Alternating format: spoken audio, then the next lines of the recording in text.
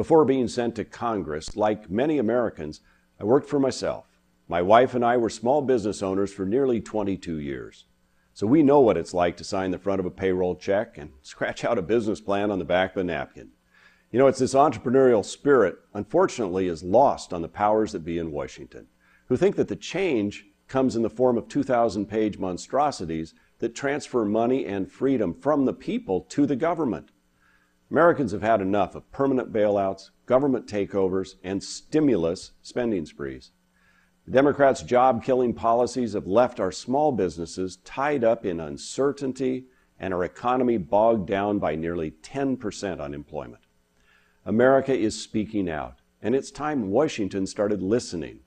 Republicans have warned that excessive government spending, along with uncertainty facing small businesses, are hampering job creation in America, and we've called for bipartisan action this month to address both of these issues. First, Republicans want to stop all of the tax hikes that are set to take effect on January 1st. Now, for his part, President Obama proposes raising taxes on half of small business income in America.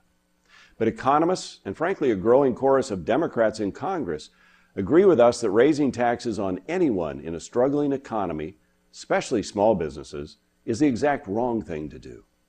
Next, Republicans want to cut non-security government spending to 2008 levels, before all of the bailouts, before the government takeovers and the stimulus spending sprees began.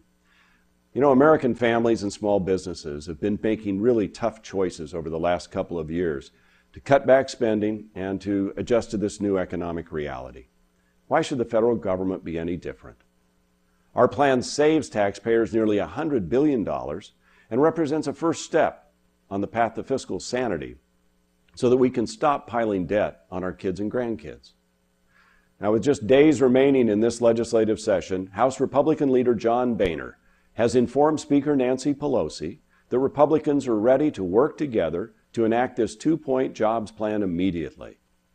Even as we seek to act quickly, we must also act openly.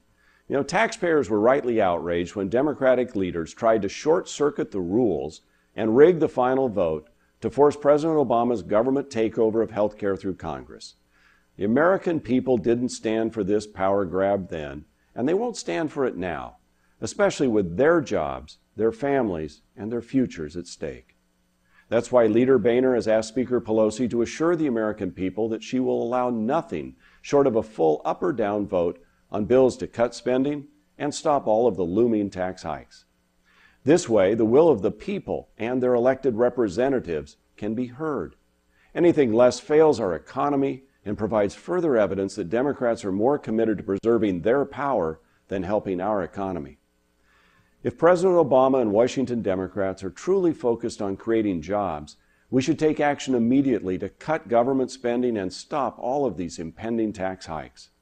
And if Speaker Pelosi will allow up or down votes on these priorities this month, we can show the American people we're listening and ready to put their best interests, those of our constituents, the people we work for, first.